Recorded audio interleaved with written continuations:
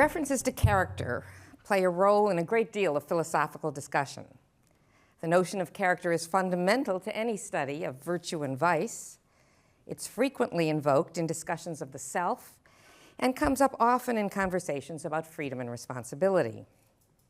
In ethics, Bernard Williams has criticized both Kantian and consequentialist moral theories for failing to recognize the moral and psychological significance of individual characters.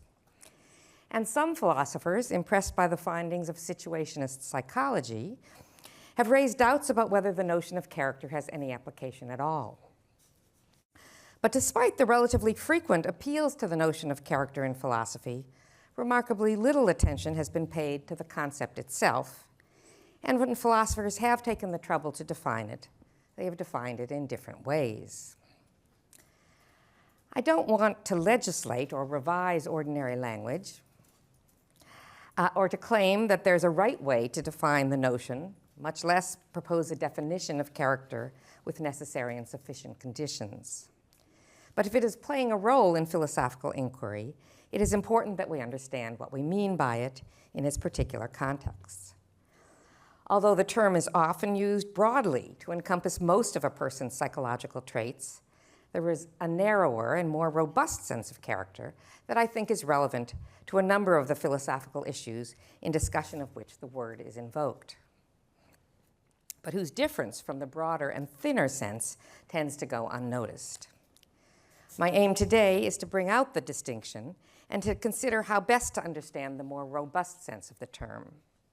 If I'm right about the distinction and its relevance to our self-understanding, it will have implications for the way we think about many other concepts, including reason, intelligence, value, and the self. Especially interesting, I think, are the implications of this understanding of character for the way we should come to think about agency and its importance. Specifically, it will imply that agency, in a sense of great significance to us, has less to do with actions and with the will than is typically assumed. The OED lists 15 senses of character, most of them familiar, beginning with a distinctive mark impressed, engraved, or otherwise made on a surface, and ending with an odd, extraordinary, or eccentric person. The sense closest to what interests us here, particularly in connection with an individual's character, is listed as number 9 and reads, "The sum of the moral and mental qualities which distinguish an individual or a people viewed as a homogeneous whole. A person's or group's individuality deriving from environment, culture, experience, etc., mental or moral constitution, personality." Helpful as the OED so often is, however, it neither aims at nor achieves philosophical clarity. And in this case, this allegedly single definition is either inconsistent or ambiguous. For the sum of the moral and mental qualities which distinguish an individual embraces a wider range of features of a person's overall psychology than does the single term personality, or at least so it seems to me. The former presumably would include a catalog of a person's psychological abilities, her level of intelligence, her facility with languages, her poor or excellent memory, as well as any psychological disorders she might have, such as Tourette's syndrome or anorexia. But it is unlikely that we would consider these parts of the person's personality. Further, even if personality, which is the narrower of these terms, seems broader than or at least different from the sense of character that I have in mind. For although there are some contexts in which people may comfortably and naturally use character and personality interchangeably, it seems to me that when we're speaking concretely and precisely, we don't use the words personality and character in quite the same way. If you are asked to describe someone, whether yourself or another person, or to answer the question, "What is so-and-so like?" you may well list features of the person's personality. Of course, it would not be out of place to describe the person's physical characteristics too. But if one is asked instead, "Who is this person really?"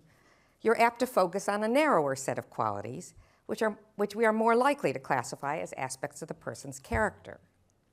We're more likely to describe someone as having a bubbly personality than a bubbly character, to regard her liking for country music or her taste for bright colors as reflecting her personality rather than as a sign of her character. Virtues and vices, on the other hand, are paradigmatic aspects of a person's character. More broadly, we tend to associate a person's character with dispositions and qualities that embody or display that person's values. In general, I would venture to say, we tend to use the term character in connection with features of a person that are regarded as especially important or deep, and to use personality in connection with many of the person's other distinguishing traits. This seems to square well with the use of the term in most philosophical discussions. But since usage varies, and because people differ in any case about which features they regard as especially important or deep, we cannot make too much of ordinary linguistic practice. While my aim is to offer an analysis of character that gives a plausible interpretation of much of our unreflective use of that term, I also want to illuminate some of the uses philosophers have made of it. Specifically, I am interested in understanding character as a term closely related to a person's core identity and as referring to those features that distinguish one person from others in ways that are important, at least to people with whom they are or might be in close personal relationships. If one cares about oneself, I want to say, one has reason to care about one's character. And if one cares deeply and personally about someone else, one has reason to care about their character too. Further, I'm inclined to say that insofar as one relates to people as people, insofar as one takes what P.F. Strawson termed the participant stance towards them, one implicitly relates to them as individuals who have characters, or who, at the very least, have the capacity to develop characters. But what can the term character mean that will allow me to say all these things? Philosophers and others are apt to regard virtues and vices as aspects of one's character, if anything is. More particularly, they often associate character with specifically moral virtues and vices. Peter Goldie, one of the few philosophers who has explicitly proposed a distinction between personality and character, writes that character traits are deeper than personality traits and are concerned with a person's moral worth. And the Stanford Encyclopedia of Philosophy's only entry on character is, more specifically, an entry on moral character. But if we're looking for a sense of character that embraces whatever is especially deep, important, and distinctive about a person, which is closely related to a person's core identity, and which embraces those features that distinguish one person from others in ways that are important to their candidacy for close personal relationships, then restricting the range of traits to those that are specifically morally good or bad is too narrow. To be sure, a person's moral qualities are often of great interest to us, and many people, thankfully, do regard their moral values and their commitment to expressing and living in accordance with them as deep and important features of themselves. But to think that this is all that people cherish or despise in themselves, or all that they regard as deep facts about themselves and each other, grossly exaggerates the role moral values play in most people's lives and self-conceptions. Morality itself is, of course, open to narrower and broader construals. Such traits as pretentiousness, arrogance, tactlessness, and self-centeredness are at least broadly moral vices, even if they are strictly compatible with an individual's moral righteousness, since they reflect a person's attitude towards herself relative to others that is in tension with moral ideals. Executive virtues and vices, too, such as courage and cowardice, industriousness and laziness, might also considered to be at least broadly relevant to morality because they have significant implications for a person's performance when morally important challenges arise. But even when we interpret morality broadly and generously, the range of qualities that constitute a person's specifically moral character will leave out much that people take to be deep and important aspects of their own characters, and much of what matters to us about the characters of others. Speaking for myself, the knowledge that an individual possessed all the moral virtues, or that at any rate she was an exceptionally impressive moral exemplar would not make me love her or seek her out as a friend, though it would make me admire her. For she might, for all that, be boring or humorless. Nor would the fact that a person had significant moral flaws necessarily exclude her from candidacy for such relationships. People might reasonably pride themselves and be prized by others for their adventurous spirit, their intellectual curiosity, their passionate engagement with nature or the arts.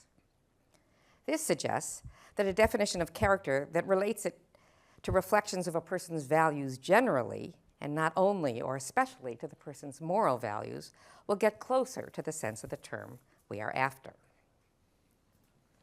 An interpretation of character as especially connected to a person's values also makes sense of Bernard Williams' use of character and of many philosophers' identification of a person's character with their real self. Williams' use of character seems to identify a person's character with their ground projects, or at least to regard their ground projects as comprising an especially important part of their character. And by ground projects, Williams refers to those activities or relationships that are closely related to a person's existence and which, to a significant degree, give a meaning to his life. A person's relationship to her children, or to her career, or to a non-professional interest about which she is passionate might thus count as among her ground projects, in Williams's sense, as important to her sense and perhaps others' sense of who she is and of her reasons to live as anything.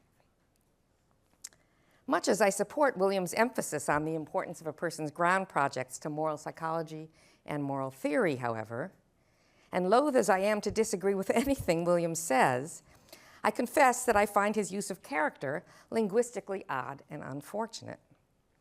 Indeed, it seems a misuse of language to say that when a person loses one of her ground projects, say her beloved partner dies in a plane crash or her carpal tunnel syndrome ends her career as a violinist, her character necessarily changes. The fact that she had these ground projects rather than some others, that she had them in the specific ways in which she did, and that she responds in the particular ways she does to their loss, do typically reflect her character.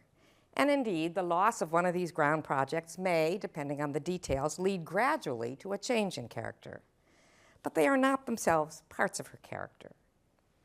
Still, if we think of character roughly as those dispositions and traits that reflect and express an individual's values, then the fact that our ground projects do reflect and express our values allows us at least to connect a person's ground projects with character in a way that conforms better to ordinary language. This use of character also fits well with the tendency among philosophers to identify a person's character with her real self, and to identify her real self, in turn, with those aspects of herself with which she identifies and which she either does or would, on reflection, endorse. For on at least one familiar way of understanding what it is for someone to value something, valuing is connected precisely to identification and reflective endorsement. Useful as it may be to have a term for such a concept, however, I do not think it succeeds in capturing enough of our ordinary linguistic practices to be a good definition of character. Nor will it do if we want to retain the connection between a person's character and what we regard as deep and important about the person. In one respect, I believe this characterization of character is insufficiently specific. In another, I believe it is too narrow. Let me begin with the latter. One natural way to understand the proposal to understand character as composed of those traits that reflect a person's values is by thinking of character as simply consisting in an individual's values or valuational system, together with those behavioral and emotional dispositions that reflect and express them. But on this view, it appears that a person's character can include only aspects of herself of which she approves. This seems clearly wrong, since vices and other character flaws are as much a part of someone's character as virtues and other admirable character traits. And although there are some cases in which what we regard as a vice is endorsed by the person who possesses it, think, for example, of Gordon Gekko's comment, greed is good, or of Ayn Rand's doctrine of objectivism, there are many others in which a person whom we correctly judge to be, say, selfish or arrogant or racist would agree with our assessment that such qualities are to be condemned. Such a person may not recognize these character traits in herself, and if she did, she may not endorse them. But disavowing a character trait does not make it disappear. The range of forms of racism, sexism, and other sorts of prejudice and bias that are aspects of people's characters may be particularly resistant to an analysis that links all character traits to reflections of a person's values. Admittedly, there are unapologetic racists, sexist, and bigots of other sorts, people who not only regard one ethnic group or gender, say, as intrinsically superior to another, but who are, at least privately, unashamed of this. But there are many other forms of racism and sexism that are harder to classify. Even some very blatant types of prejudice are not easily interpreted as reflections of a person's values. There's clearly something wrong with the person who says sincerely, "I'm not a racist, it's just a fact that blacks are statistically less intelligent than whites," or "I'm not a sexist, I just believe that women should be women and men should be men." But is what's wrong a matter of their values? If we understand values to involve an actual or hypothetical judgment that the object of value is good, it's not obvious to me what values such racist or sexist remarks reveal. Furthermore, people frequently value or disvalue features in each other that the person herself doesn't even realize she has. And she may have no opinion at all about the value either of her possession of those features or of the objects on which they focus. One may be charmed by another's lack of awareness of her own beauty or brilliance, for example, or by a person's unself-conscious quirkiness. Or consider someone with a philosophical turn of mind, whose interest and enthusiasm for certain kinds of questions and conversations, whose reactions to novels, plays, and current events reflect a tendency to approach and respond to the world with a particular kind of intellectual curiosity. Those of us who, one way or another, came to recognize this as an interest in philosophy, who went on to major in that subject, to seek out philosophy lectures and books, or even to become professional and academic philosophers, presumably do value philosophy and our relationship to it. But we can easily imagine someone who never knew that the sorts of questions he liked to contemplate were philosophical ones, who never realized, in fact, that there were particular sorts of questions he was interested in that set him apart from others, though he may have noticed that people sometimes looked at him funny and found him a little weird. It seems to me that having a philosophical turn of mind is a quintessential example of an aspect of someone's character, a deep and distinctive feature of a person that can be important to what attracts or repels us from him. But to insist that it reveals the person's values, if values are to be linked to what a person does or would under ideal conditions endorse, is to project something onto his psychology that may not be there. I do not just mean that he may not value philosophy or his propensity to ponder philosophical questions under those particular descriptions, since he doesn't even know what philosophy is. I mean further that it would be unwarranted to assume that he has even a disposition to value it on reflection, should it be pointed out to him. His attitude towards his philosophical turn of mind might simply be indeterminate. Further, it seems to me that this example is an illustration of a tremendously common phenomenon. We know some things about our own characters and are probably self-deceived about some others, like the well-known tendency of people to rate themselves as better drivers than they really are. Most of us probably also believe ourselves to have better characters than we actually have.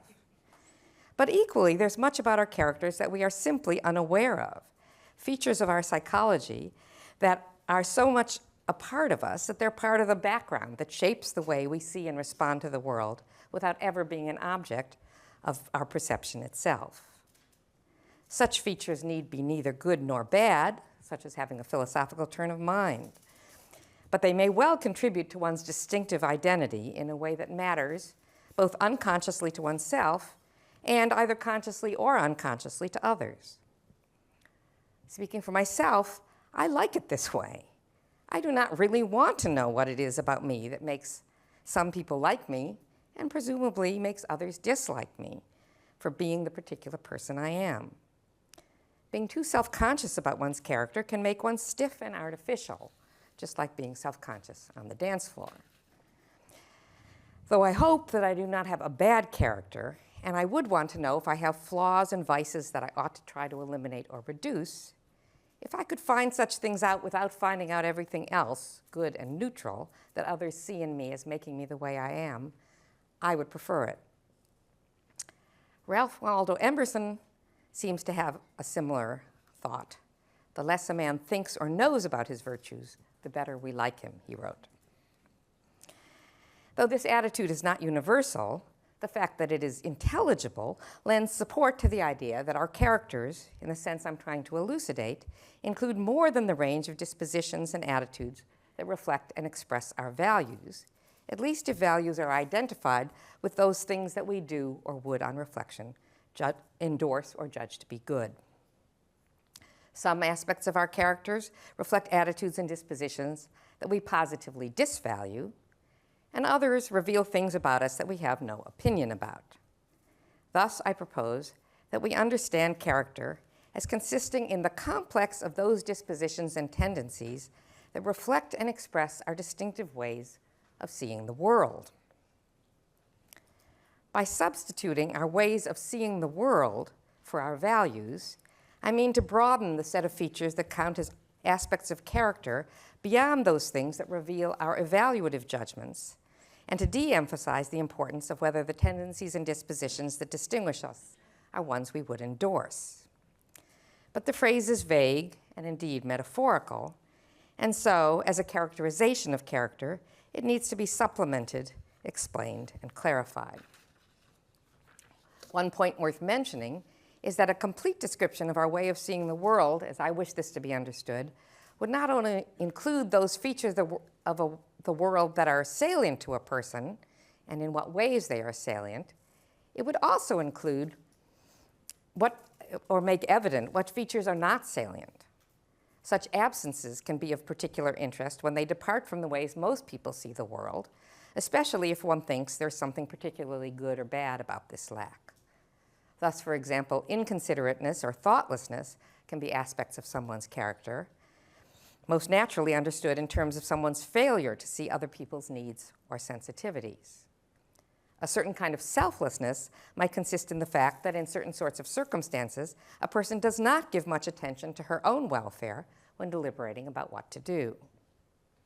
In addition, it should be clear that one's way of seeing the world does not refer to the mere literal exercise of one's sense organs, and that the world referred to is not restricted to the spatio-temporal physical world.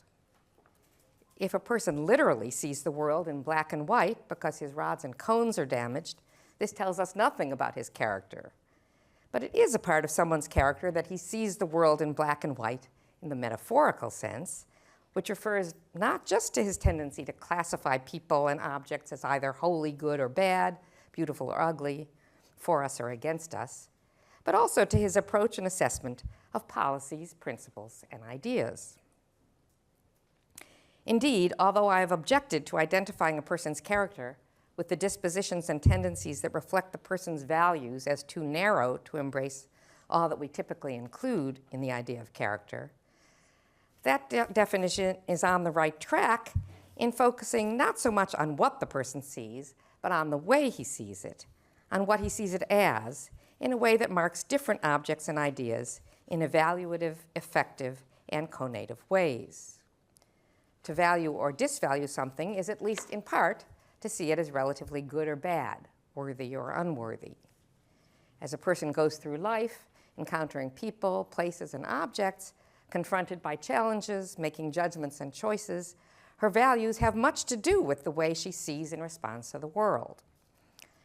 But she also sees things, both actual and possible, three-dimensional and conceptual, as more or less attractive or repellent, interesting or boring, amusing, surprising, chilling, and so on. Like values, these ways of seeing structure and light up the world of her thought in variegated ways. And it is the unconscious, largely integrated complex of these ways of seeing, thinking, and feeling that express themselves in fairly deep-set and stable dispositions and tendencies that comprise what I am calling one's character. Thinking again of the racist, who neither approves of racism nor recognizes it in herself, we can see how the broader, if vaguer and less precise characterization of character helps us explain how racism can be a part of her character without it being part of her values. It's because of something about the way she sees people of different races, and which is reflected in her reactions to them, that she is a racist, whether she wants to be this way or knows she is this way or not. Thinking again of the unself-conscious proto-philosopher and his philosophical turn of mind also illustrates and confirms the aptness of this broader characterization. For there's nothing about the example, as I've described it, that warrants the conclusion that the individual does or would see anything good about the fact that he finds himself interested in such fundamental questions as the objectivity of values or the meaning of life.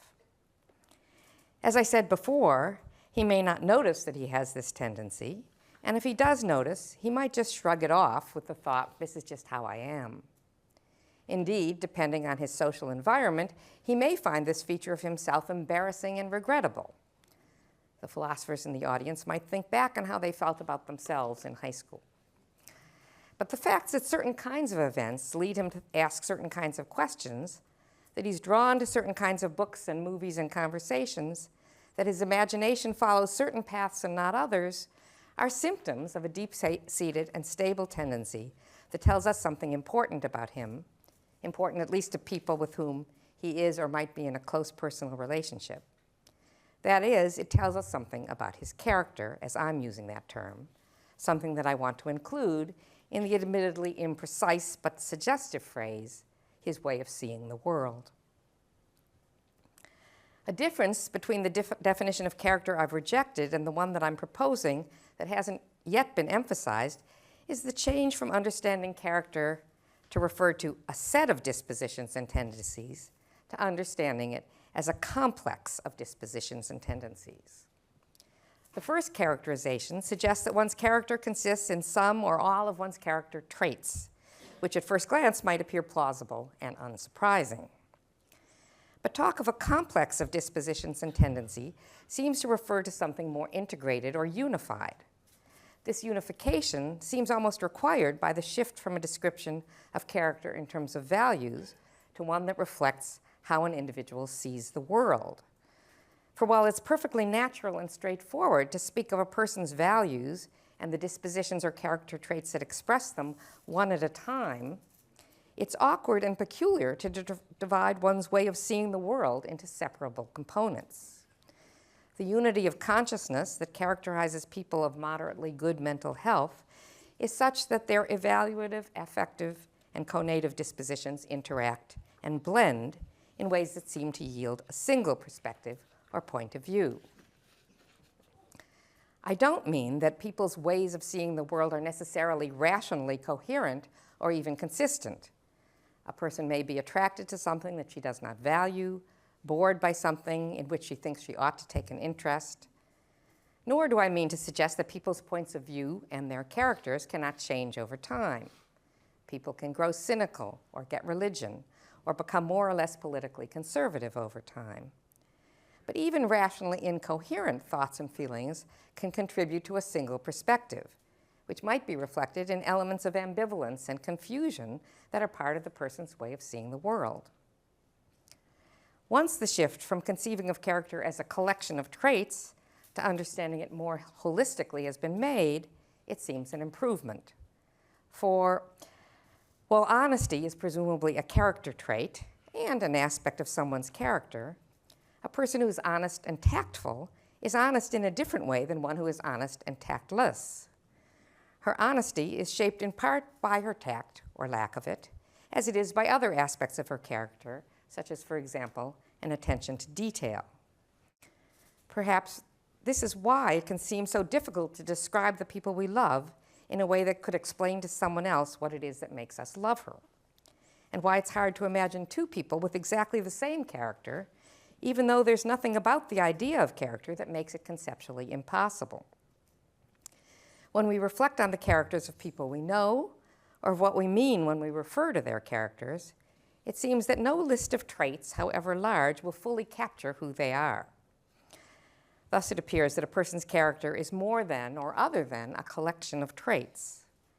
Understanding character as a complex of dispositions and tendencies that reflect a person's way of seeing the world implicitly seems to accommodate this point in a way that the earlier characterization that I considered does not. Still, the characterization of character I've proposed remains too vague to ward off certain interpretations of what it is to have a character that I want to reject. For presumably, non-human animals, as well as people, might have distinctive ways of seeing the world, reflected in a complex of dispositions and tendencies, and yet I do not believe that non-human animals, or at least most of them, have characters of the kind that matter so much to us in interpersonal relations. Furthermore, mental disorders, phobias, obsessions, and addictions, for example, presumably figure into the ways those who have them see the world, just as much as do values and tastes. But as I've already mentioned, we do not regard these as aspects of the person's character. So we need to add something to our understanding of character that will rule these interpretations out. It might be noted that the characterization of character that I rejected, which associates character with the dispositions and tendencies that reflect an individual's values, avoids these problems. For presumably, non-human animals do not have values. Although they are attracted to some things and averse to others, they cannot judge them as more or less worthy of attraction.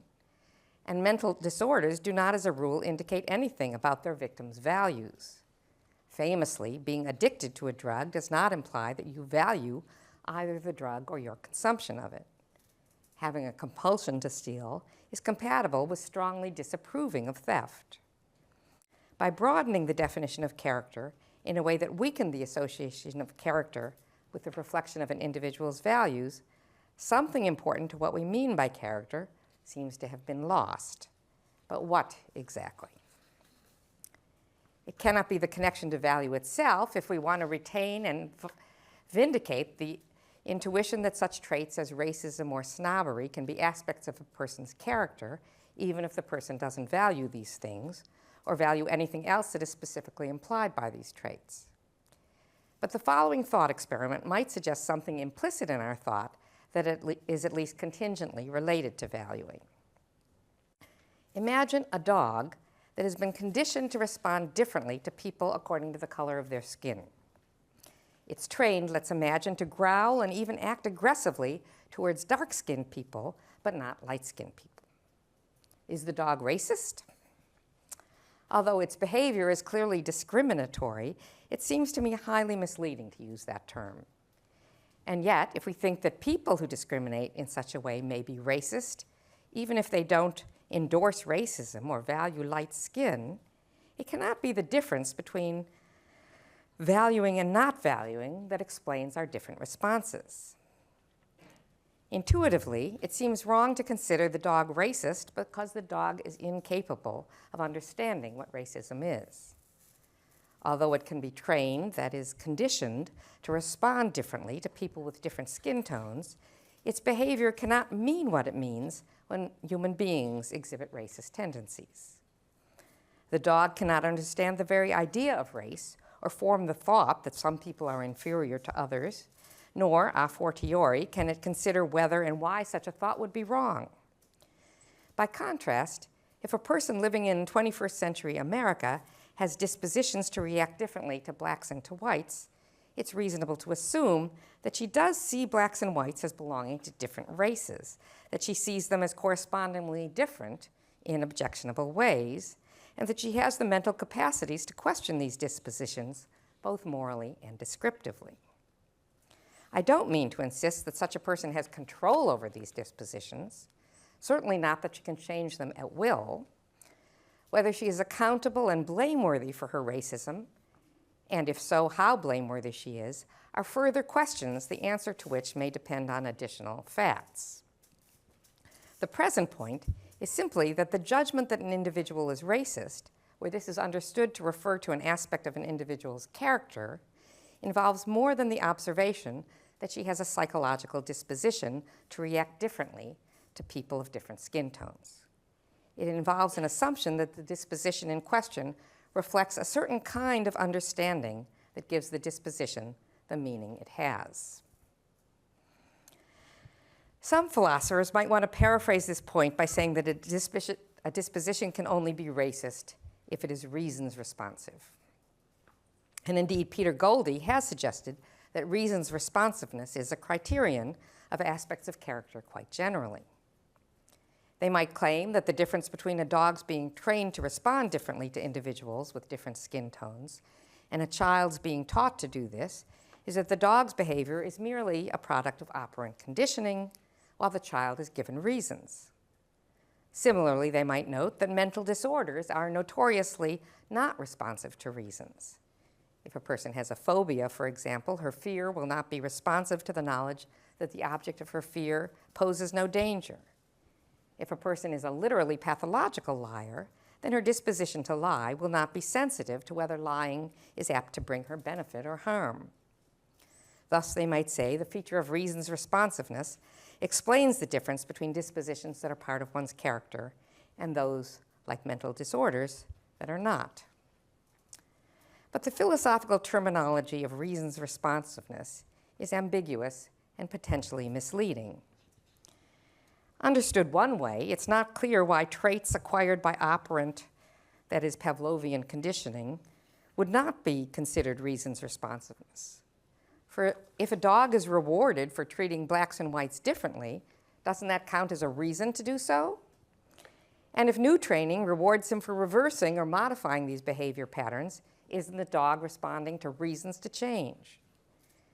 If, on the other hand, reason's responsiveness is defined so as definitively to exclude such conditioning, then it becomes unclear why the sort of unconscious and unintentional racism we've been talking about should be considered reasons responsive.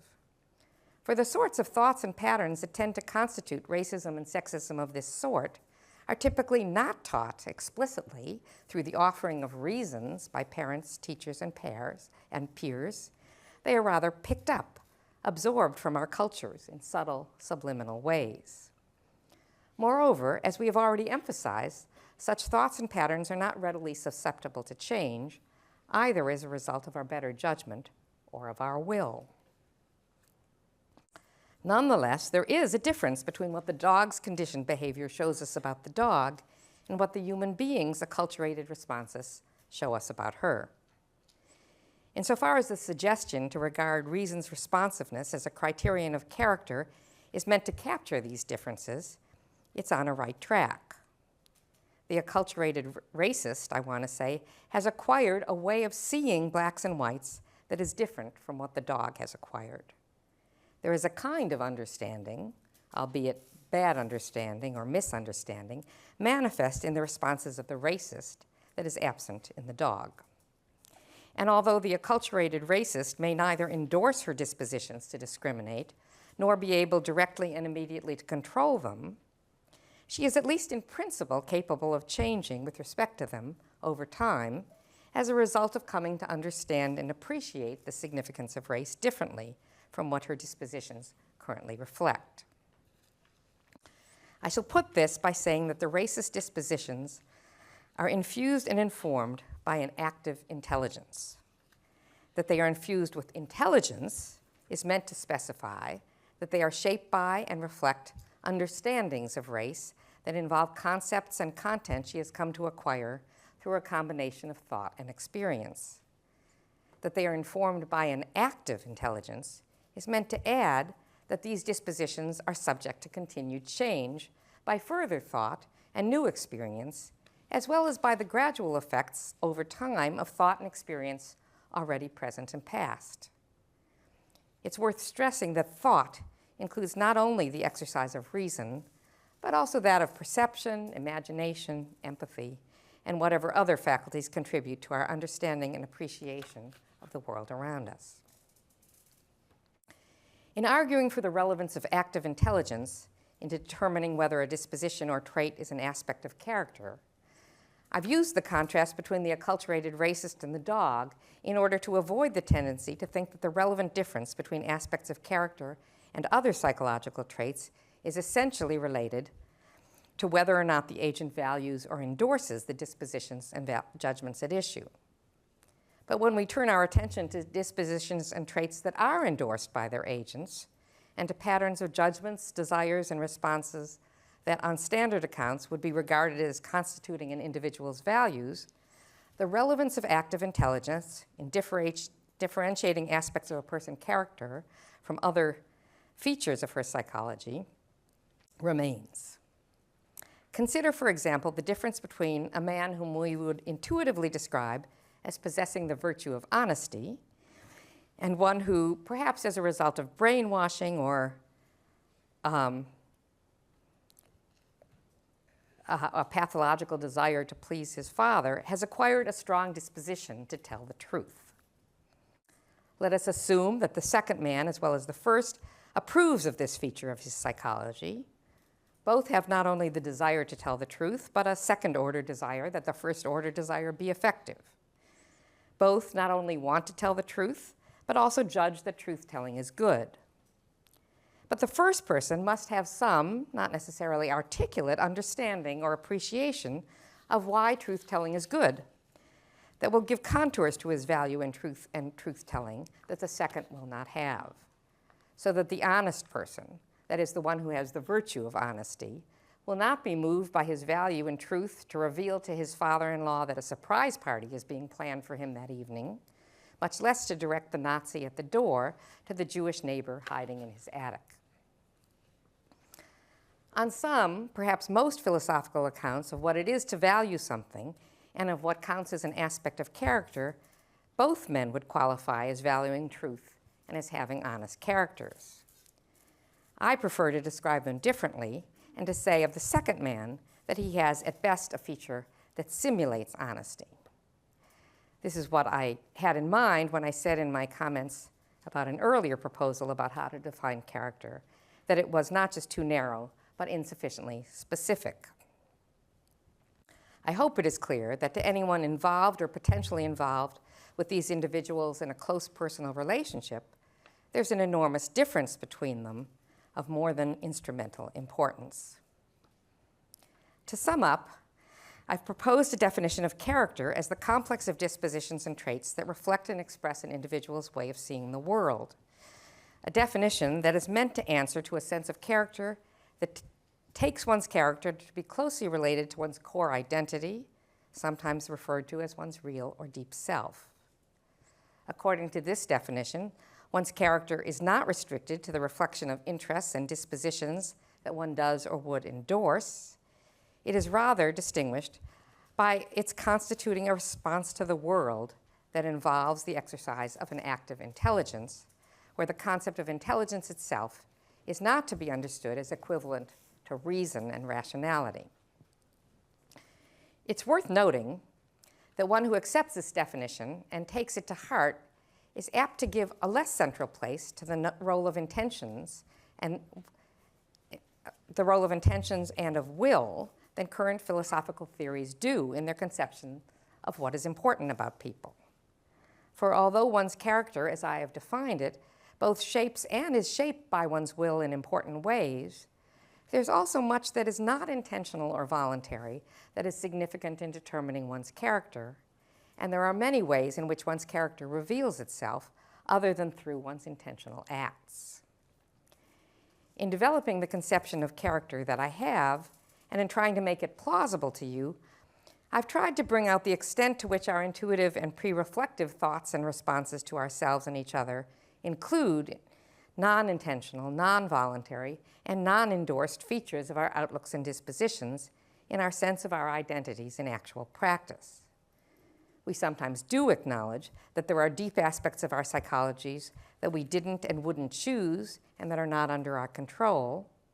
And perhaps more often, we take seriously aspects of other people's psychologies that they did not choose and may not even recognize. When we talk of someone's character, I believe, we often implicitly invoke a concept that includes such features, even if we are not self-conscious about it, and despite the fact that philosophical accounts of character that may initially appear attractive often exclude such features from their analyses. But more importantly, I've wanted to present an outlook in which our taking such features of ourselves seriously, as features of our identities which are appropriate bases for admiration and criticism, pride and shame, love, friendship, and hostility, is not just familiar, but appealing, or, to put it more bluntly, right and good. That is to say, my main concern is to make not a linguistic, but an evaluative point. However one chooses to use the term character, there is good reason to acknowledge and take responsibility for such features of ourselves, for our ways of seeing the world, and for the ways our outlooks show themselves in practice, whether or not we approve of these features, and whether or not they are under our control. And there's good reason, too, to care about these features of others, particularly of others with whom we do or may frequently interact, or with whom we do or may have close and intimate relationships. The fact that a person values or chooses or endorses some aspect of herself, or that she intends and approves of something she has done, does and should make some difference to us, at least in contexts in which our feelings and judgments about her are at stake. But it often does, and I believe should, make less difference, both a less strong and a less pervasively relevant difference, than many common philosophical conceptions of personhood and responsibility suggest. It's important to keep in mind, however, that while my conception of character is broader than some standard accounts, insofar as it includes non-moral as well as moral traits, and is not confined to aspects of a person that she endorses or that are under her control, it also specifies the sorts of traits and aspects of a person that contribute to her character in a way that might be said to raise the threshold of what counts as an aspect of character, and even of what it takes to have a character at all. I'm referring to the idea that one's way of seeing the world must be informed by and infused with an active intelligence, such that it is continually, though not necessarily controllably, subject to change in light of one's ongoing experience and reflection. Without this condition, the idea that one's identity is not determined or confined by one's will or one's approval might seem to depreciate the significance of one's agency. It might seem that on my account, a person could be programmed to believe or to want certain things or to see the world a certain way. To put it another way, it might seem that a person could have certain beliefs, desires, ways of seeing the world implanted in her, whether by her upbringing or by a mad neuroscientist, and that this would be sufficient to make these states features of her core identity or character in my sense.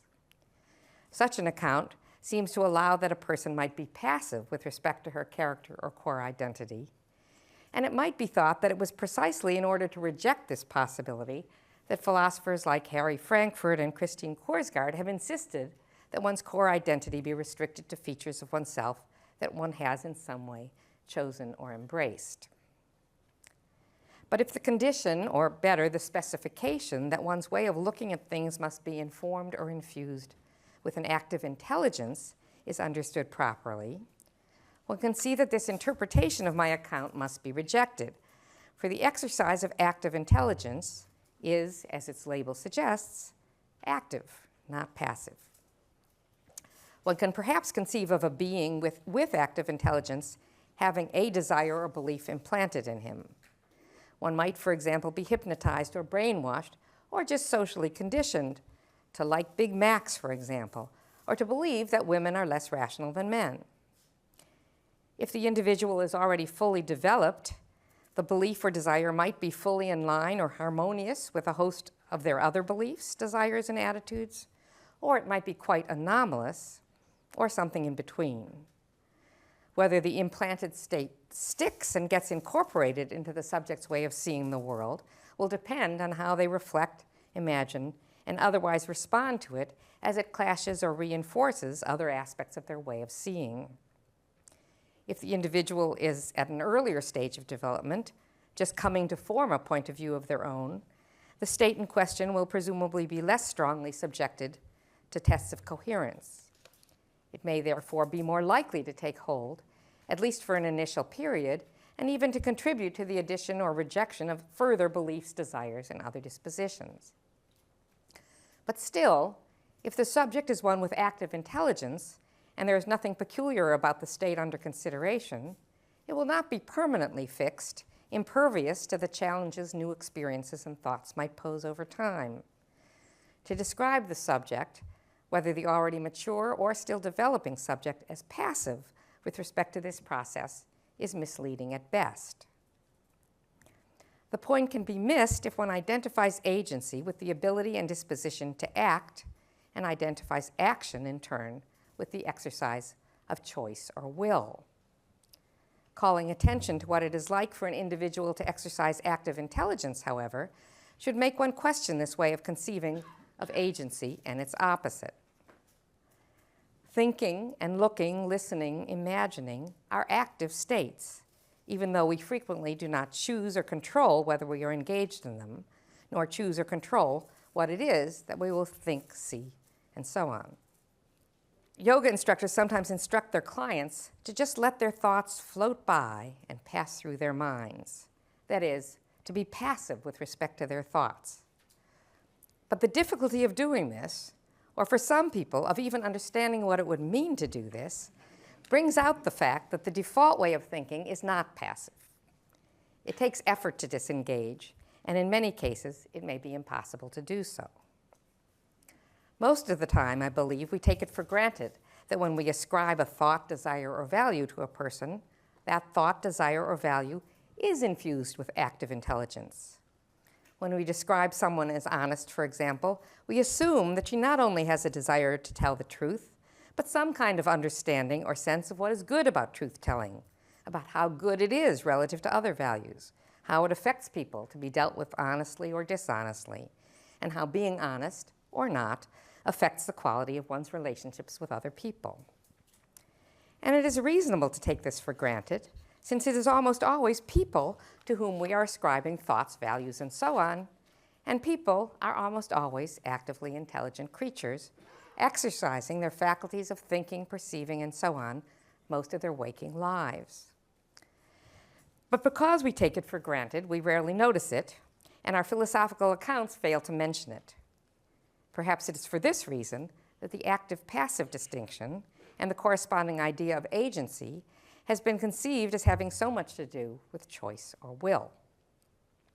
The ability and tendency to exercise active intelligence might serve as a basis for a different conception of agency, one that is more distinctively human insofar as it distinguishes people's agency from that of many animals and conceivable machines. It seems to me that the possession of active intelligence and of characters that are infused with active intelligence marks the difference between beings whom I relate to with what P.F. Strawson called the participant stance, as members of a common interpersonal and human community, and others. For while beings who fail to have and exercise the set of faculties and skills that I'm referring to as active intelligence can have preferences and behavioral dispositions, these preferences and dispositions cannot have the meanings they do when they form part of people's characters, in my sense. Such beings may favor certain people, certain works of art, certain forms of activity over others, but they cannot be sexist or non-sexist, have good taste or bad, be virtuous or vicious, in senses which matter to one with whom one might be in a relationship. To invoke Strawson's contrast between the participant attitude and the objective attitude toward other people, one can fight or negotiate with such individuals, but one cannot quarrel or reason with them. One can even love such individuals, but not with the kind of love that two adult human beings can sometimes be said to have reciprocally for each other. If we care about having distinctive human relationships, then, it's important that we notice whether individuals have characters, in my sense. And of course, it's also important what characters they have.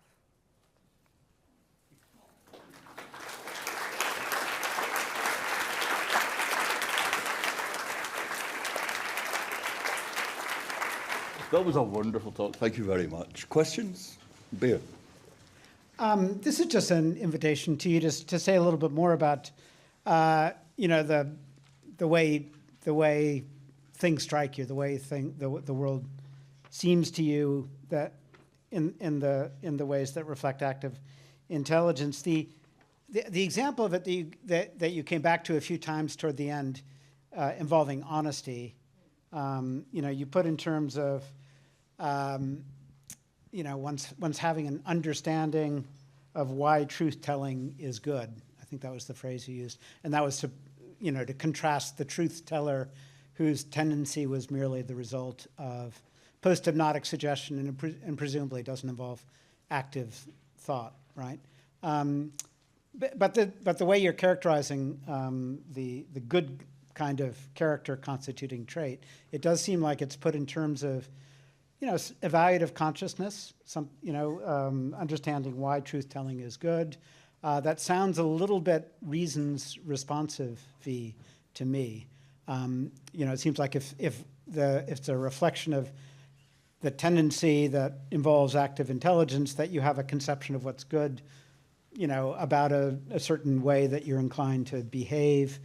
That inflection is going to inform your understanding of when you have reason to act in that way, and so on. And I totally agree that those things can come apart from your judging that the trait itself that manifests in these forms, ways of apprehending the world, is good. Maybe you don't engage in that kind of higher order reflection at all.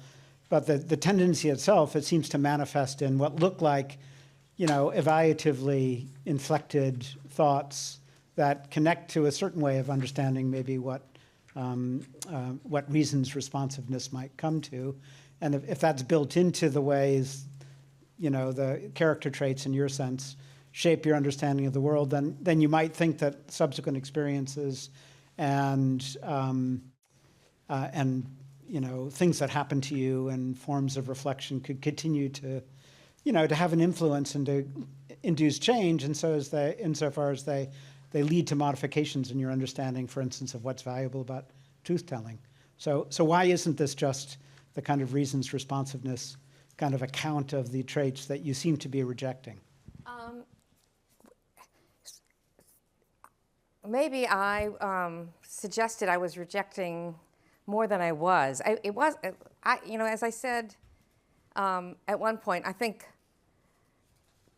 it's insufficiently specific to talk about certain things, and I also said that the idea of reasons responsiveness was on a right track, but it was, I think, too crude to explain the difference between a way you could be programmed with reasons to say, okay, I have a reason to tell the truth, from something that I call an understanding or appreciation of what's to be said in favor of truth-telling. So I'm not sure we're disagreeing.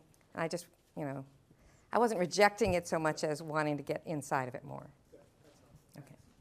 Hi, thanks so much for your talk. I really appreciated it. I wanted to ask a question about, so in the example that you raised about a person who says, I'm not racist, but then expresses a racist belief, it looks like a kind of psychological disharmony that manifests in an action that that some part of them might not endorse. I wanted to ask about acratic actions, which is often thought that acratic actions involve a failure of agency, but on the picture of agency that you're giving us here, it's not exactly clear to me whether that's still the case or what you might like to say about the agency of an acratic person in those cases. So I'd love to hear what you have to say about that. Good. I haven't thought about that question. My first reaction is acratic agency is agency. It doesn't seem to me. It does seem to me what people are acratic about and is often revealing of how they see the world, because how they see the world is not just a matter of what they approve of and disapprove of. It's what they find attractive and unattractive, and how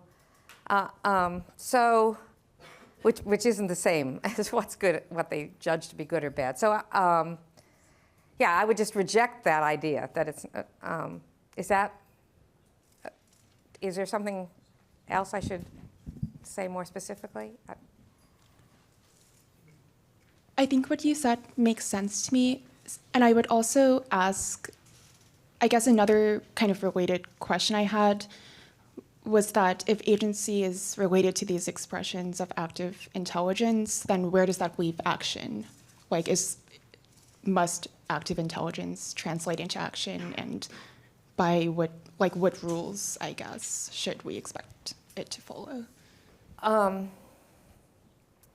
before I answer that, I did think there was something I wanted to say about acratic agency. But now I'm forgetting it because I was trying to listen to the other. So, what does this say about me? Right, okay, I remember what it was. So there is a philosophical issue about the difference between acratic behavior, which is also called weakness of will, or at least that's what that kind of acratic behavior anyway. Weakness of will and compulsion. Like a person doesn't think they ought to do it. At some point they don't want to do it, but they do it. What's the difference between those who are, is there a difference between being compelled to do it, that if something makes them do it that's not part of themselves, and it is part of themselves, but it's just not a part they endorse? I mean, it is a puzzling question, but it's always seemed to me clearly there's a difference. I do all kinds of things that are weak-willed, that at least it seems very unlikely to me to think that I'm compelled to do them.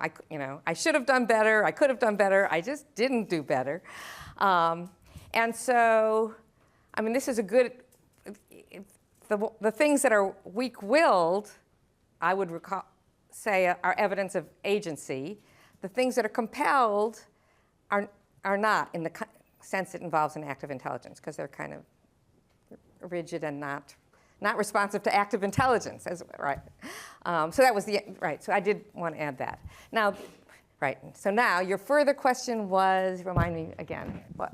It was about how, what role action plays in the picture, since it does seem like, we would want active intelligence to have something to do with how we act, not just how we think.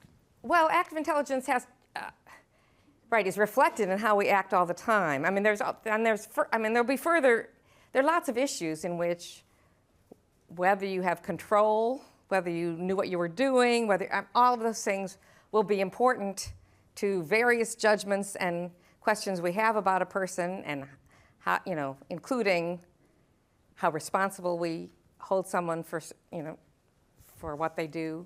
So it's not that I want to say it's not relevant to anything. I just think the kind of agency that distinguishes distinctively human individuals from flatter kinds of beings that might be able to act. I mean, they have a kind of reason and a kind of will. Corporations would be an example of this, as well as some non-human animals. That's not really about whether they can act. It's about whether they have active intelligence. Thanks very much. I wanted to follow up on the animals. So it does seem right that a dog cannot be racist. I mean, dogs can see skin color, but they can't see race with all the cultural baggage. But I think there are other character traits that we more plausibly ascribe to dogs. So we might talk about the timid dog that sees the world as full of danger, or the friendly dog that sees the world as full of potential friends or something like friends. So I wonder what you want to say about those cases, whether, strictly speaking, the dog is just simulating timidity or friendliness, or whether there are some character traits that plausibly other animals do have, or what you want to say about those cases. I'd want to, it's a good question. I feel insufficiently competent to talk about really any kind of animal in detail. I don't have a pet. But overall, it's really not important to me to say all non-human animals have no active intelligence and have no characters, and dogs are among the ones that are especially good candidates for having characters to some degree. My concern is really just in emphasizing sort of the difference between active intelligence and a kind of stiffer, more rigid ability to say, if it's red, I'll run away from it. If it's or if it's moving quickly, I'll try to eat it. Or where I feel like it's too. I mean, there is preference, there's action, there's will, but there's not something that you can relate to in an interpersonal way.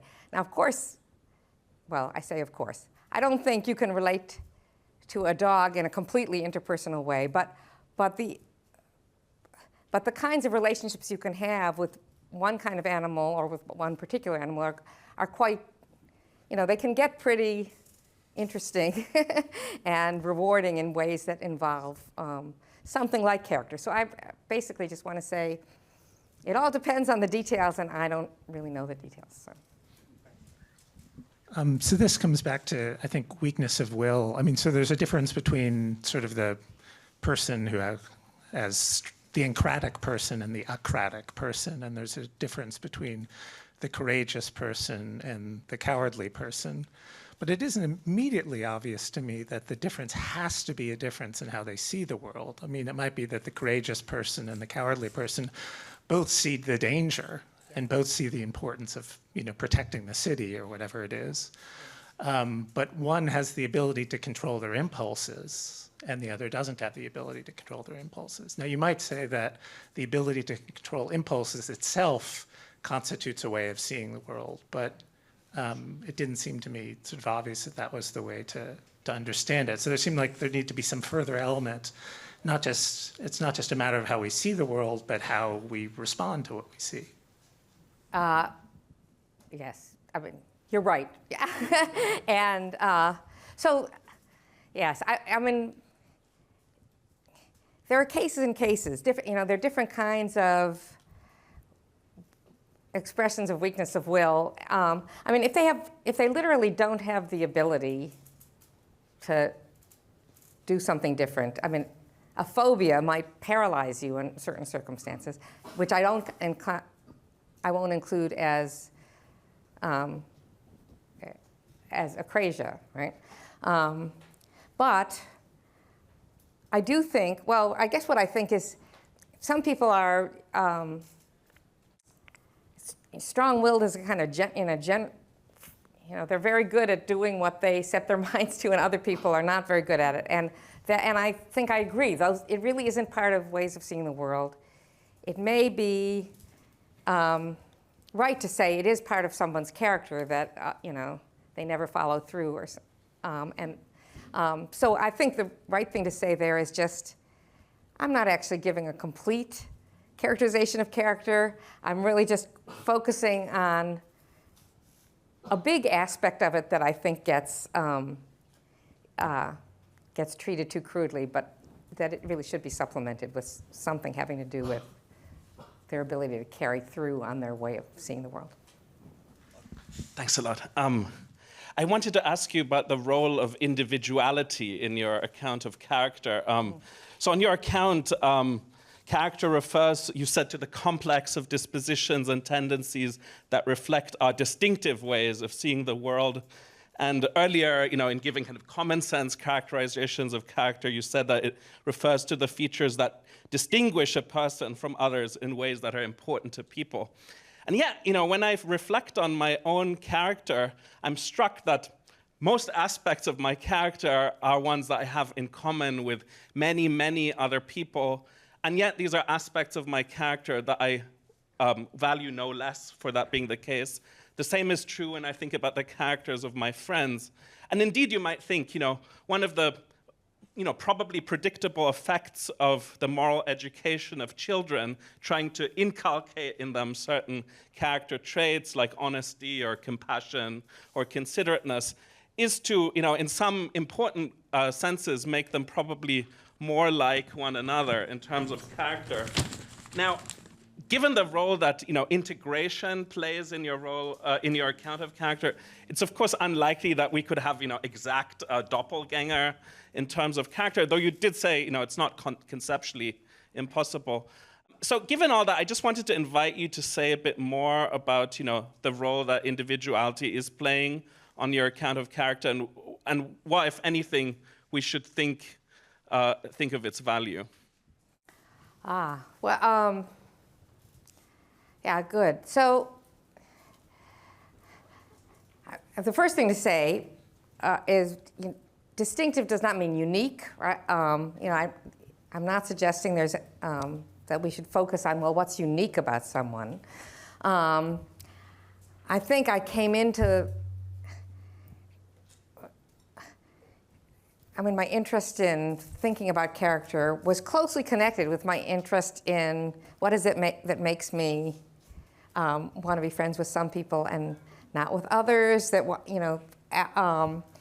And so you focus on the differences between the ones you care about, that you want to be friends with, that you're in, right? Or even just in the differences between the people you are close with and other people, including the things that you don't like about the people you're close with, which, especially when you're talking about siblings and so on, it's easy to find. So I think, a lot of it just reflects, those are questions that are of interest to me, and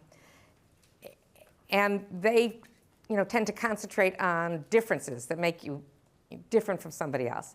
When you say, well, when I reflect on myself, a lot of, there's more that I have in common with people than what I have different, but all the things you have in common with most people will not explain, why you have the friends you have, and rather than, why aren't they friends with anybody else? They're just, they have all the same qualities. So, the role of individuality, I'm not sure that there's a role to it. It's just that each person has a character, which is, because it's a complex that's, acquired through a specific history of experience and of, of temperament and all of this, is going to come out somewhat different and, to different people, more or less attractive and so on. So I'm not sure if there's some further question. Of course, once you abstract to character traits, those, as I said, there are lots of people who are honest, but they're honest in different ways because of the way it combines with other things, other qualities they have. There are lots, we don't usually think of character traits. There's some things that maybe almost everyone has. They like to eat it, they get hungry after, 10 hours without food or something. That's not a character trait for lots of reasons, I think, even though it might have something to do with the way you see the world, at least when it's, 2 o'clock and you haven't eaten. Let's back it up here. Right. I think George Holmes Harrison would have been delighted. Thank you very much.